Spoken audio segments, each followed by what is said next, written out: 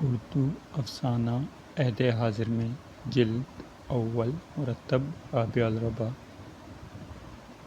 افسانہ نگار نسیم انجم، پیدائش 1 جنوری 1961، تعلیم MA اردو کراچی یونیورسٹی 1995، تصانیف دھوپ چھاؤں افسانے 1981، آج کا انسان افسانے 1995، کائنات ناول 1987، ٹرک ناول 2007، پتوار ناول 2007، سر بازار رقصم ناول، دھوپ چھاؤں افسانے، گلاب فن اور دوسرے افسانے۔ افسانہ قتل کی رات بے حد ڈراؤنی تھی، دل دھڑ سے پھٹکا جا رہا تھا اور آنکھوں میں بے شمار جگنو اتر آئے تھے۔ گلیاں سنسان اور راستے پتھریلے تھے۔ میں بھاگنے کی کوشش میں بار لڑکھڑا کر گر جاتی۔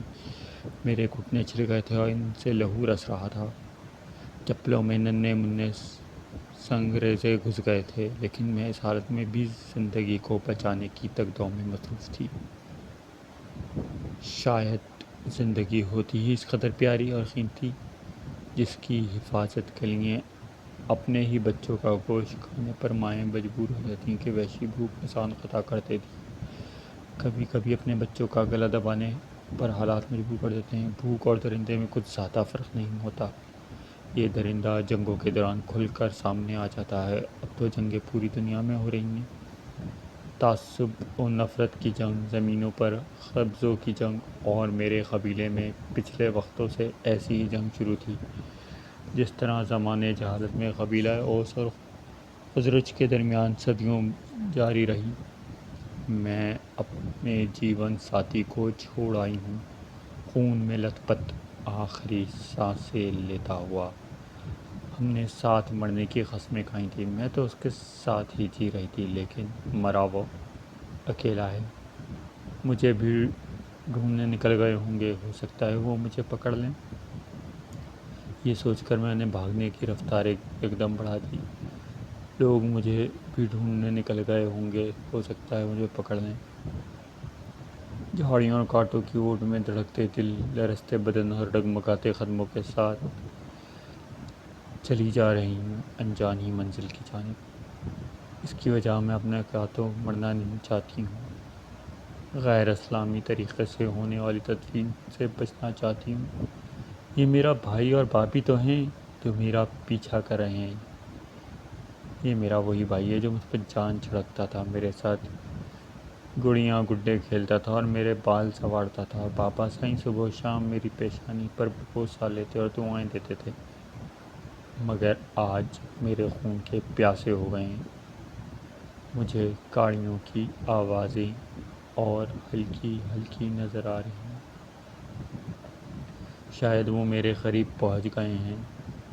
میرے جسم میں خوف کی لہر داخل ہو گئی ہے اور اس نے میرے جسم کی حرارت کو جذب کر لیا ہے۔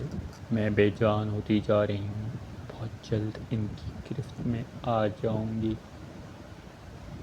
نہیں، مجھے اپنی حفاظت کرنی ہوگی۔ پھر میں نے چلتے چلتے درخت کی شاخ پکڑ لی ہے، اس پر چڑھنے کی کوشش کی اور کامیاب بھی ہو گئی ہوں، اور اپنے آپ کو شاخوں کے درمیان چھپا لیا ہے۔ روشنی اور آوازیں قریب تر ہو رہی ہیں، میرا جیسے دل دھڑکنا بھول گیا۔ کسی کی آواز میری سماعت سے ٹکرائی۔ بابا سائیں کتنے اطمینان سے کہہ رہے ہیں، ابھی چھوکری زیادہ دور نہیں گئی ہوگی، کہیں قریب ہوگی۔ بابا سائیں میں آپ سے بولتا ہوں، ان راستوں پر نہیں ہے، وہ کسی کے گھر جا کر چھپی ہے، تو آؤ گھروں کی تلاشی لیتے ہیں۔ ہاں یہ ٹھیک ہے۔ وہ سب چلے گئے ہیں۔ وعدہ، تو نے تو انجانے میں ہی میری مدد کی، آخر بھائی جو ہے۔ ان حالات میں بھی میں مسکرانے لگی۔ میرے خاندان کا قافلہ لوٹ گیا تھا۔ میں نے درخت سے احتیاط کے ساتھ چھلانگ لگا دی۔ اور اپنے آواز کو سما کر کے ایک بار پھر زندگی کو موت سے بچانے کے لیے بھاگ رہی ہوں۔ شاید مجھے زندگی خوش آمدید کہہ رہی ہے۔ اچانک ہی سڑک بھی آ گئی اور رکشہ بھی۔ کہاں جانا ہے؟ رکشہ ڈرائیور نے میرے سراپے کا جائزہ لیتے ہوئے کہا۔ میں جگہ کا تعین کیے بغیر تیزی سے رکشہ میں بیٹھ گئی، جیسے مجھے پناہ میسر آ گئی ہو۔ کہاں چلنا ہے؟ کیا گھر بھول گئی ہو؟ جی، میں سسکیوں کے درمیان بولی۔ لفظ جی نے اس کے آنسوؤں کے سیلاب کے سامنے بندے بند کو جیسے توڑ دیا ہو۔ ہاں، میں بیٹی ہوں، بہن ہوں، گھر کی عزت ہوں، لیکن اپنوں کے ہاتھوں اندھیرے راستوں میں بھٹک رہی ہوں۔ ایدھی سینٹر چھوڑ دوں؟ میری خاموشی، بدحواسی اور خوف نے رکشہ ڈرائیور کو بہت کچھ سوچنے پہ مجبور کر دیا تھا۔ رکشہ دوڑتا رہا، سفر جاری رہا۔ گزرے دن بہت ساری یادوں کے ساتھ سامنے آ گئے۔ وہ پل امنگوں بھرا جیون۔ شہر میں پڑھنے آ گئی تھی، یونیورسٹی سے ماہر نفسیات سے ماسٹرز کر رہی تھی۔ میرے بابا سائی نے اپنے خاندان سے بغاوت کر کے میری تعلیم جاری رکھنے کی ضد پوری کی۔ میں اور شوکت اکثر درختوں کے جھنڈ میں جا کر اس وقت بیٹھ جاتے جب ہمارا پیریڈ فری ہوتا۔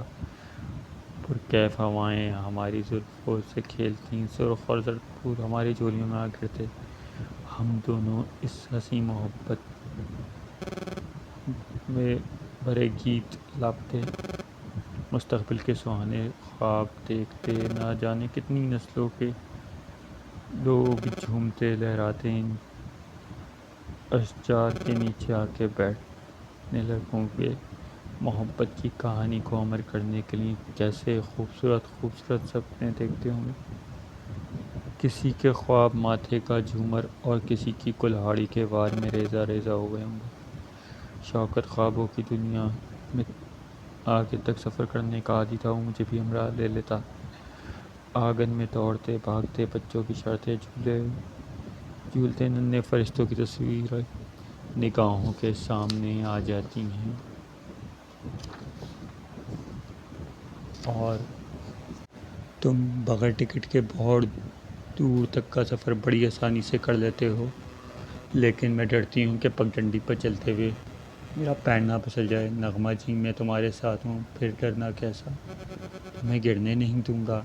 شوکت، ہم دو دشمن قبیلوں کے فرد ہیں، ہمارے رسم و رواج، ذات پات، سب کچھ مختلف ہے۔ پھر سمجھو کیسا؟ نغمہ، محبت میں بڑی طاقت ہے، جہالت کے بتوں کو پاش پاش کر دے گی۔ دیکھو، کلیم اللہ اور خلیم اللہ کا لقب پانے والے بھی محبت کی منزلوں کو طے کرتے ہیں۔ ان کی راہوں میں بھی رکاوٹیں آتی ہیں، جذبے کی سچائی پرخار راستوں اور دہکتی آگ کو گلزار رہتی ہے۔ شوکت، بھلا نبیوں سے ہمارا کیا مقابلہ؟ میں مقابلہ نہیں کر رہا، یہ بتانے کی کوشش کر رہی ہوں ہمارا خالق و مالک بھی وہی ہے جو نبیوں اور پیغمبروں کا مددگار رہا، وہ ہماری مدد بھی کرے گا انشاءاللہ۔ بے ساختہ میرے منہ سے نکل گیا۔ سوچوں نے حقیقت کا روپ دھار لیا۔ ڈرائیور نے پوچھ کر مڑ کر دیکھا لیکن کچھ بولا نہیں۔ یہ مجھے کیا ہو جاتا ہے؟ چند منٹوں کے بعد ہی رکشہ ایک بڑے سے سیاہ گیٹ کے سامنے رکا۔ بیٹی، آ گیا ایدھی سینٹر۔ اچھا۔ میں خیالوں کی دنیا میں نکل آئی۔ بغل میں دبے ہوئے پرس میں کئی سرخ نوٹ نکالے اور ڈرائیور کی طرف بڑھا دیے۔ میں نے بقیہ رقم لینی چاہیے، لیکن مجھ میں اتنی ہمت کہاں تھی۔ میں رکتی۔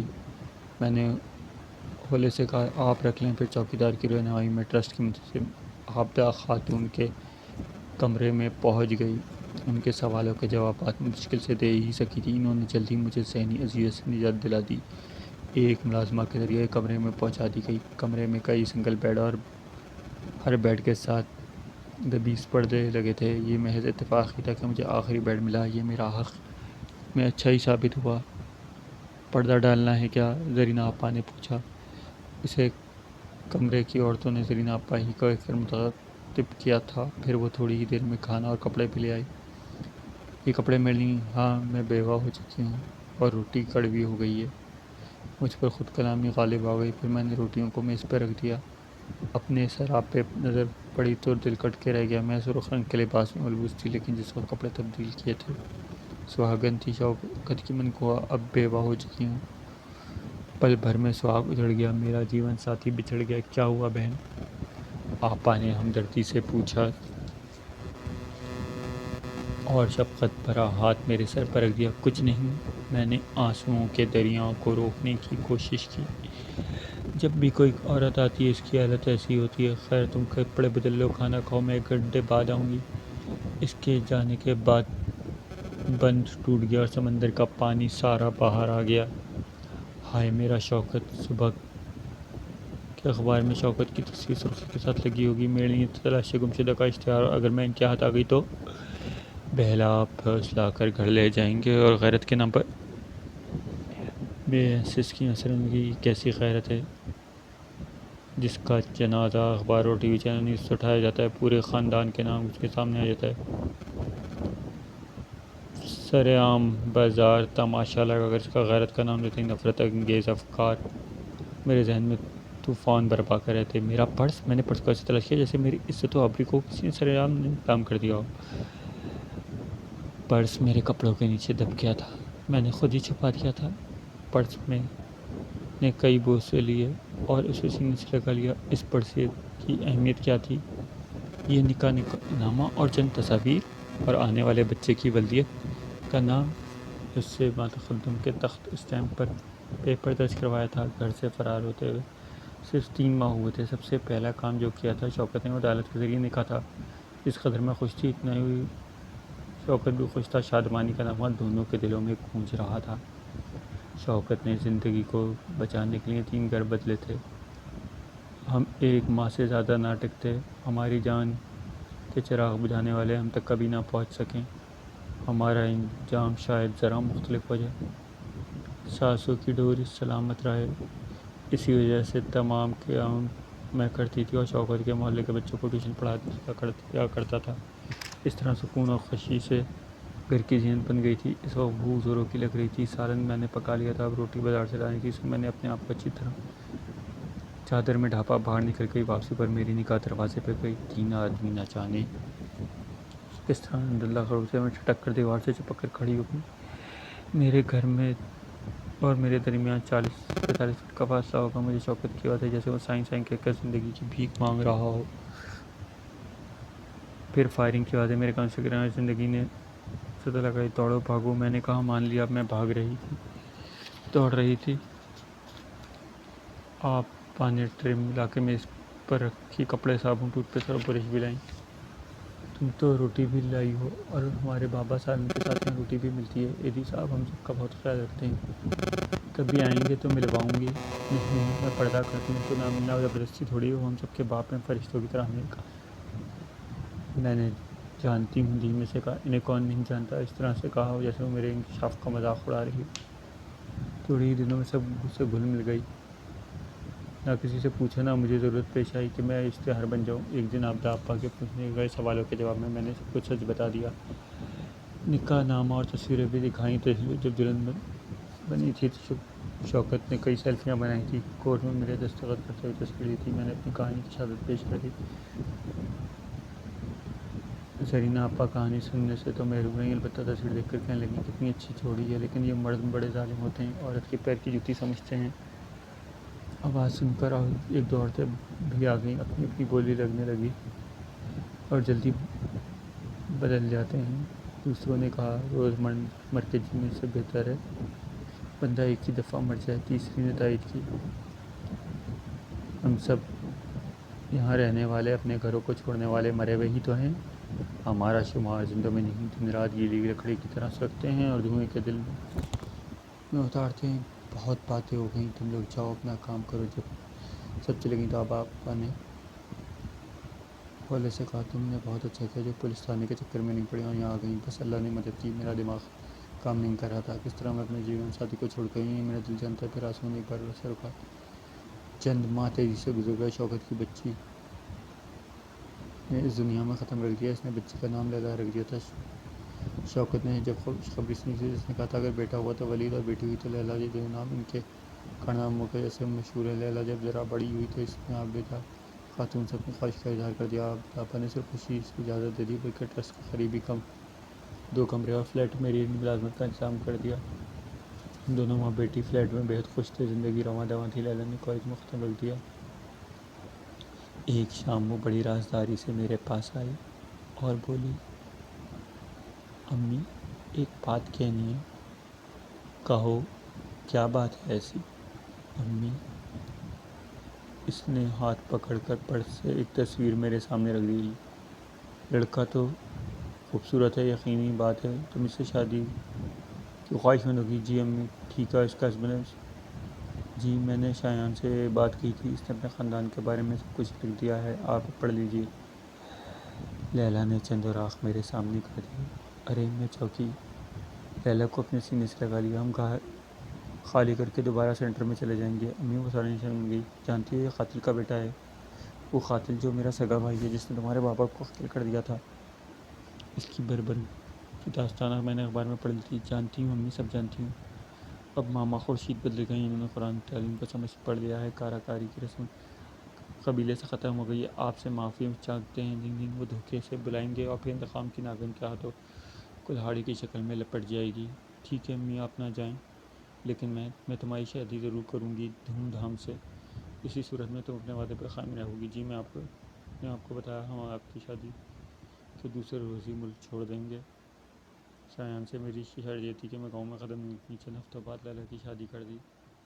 اب وہ اپنے ملک سے دوسرے ملک روانہ ہو گئی۔ ایک بار پھر میں ایدھی سینٹر کے گیٹ پہ کھڑی ہوں۔ اس بار آنسو میری آنکھوں میں اتر آئے ہیں، لیکن ان آنسوؤں میں خوشی بھی ہے اور غم بھی۔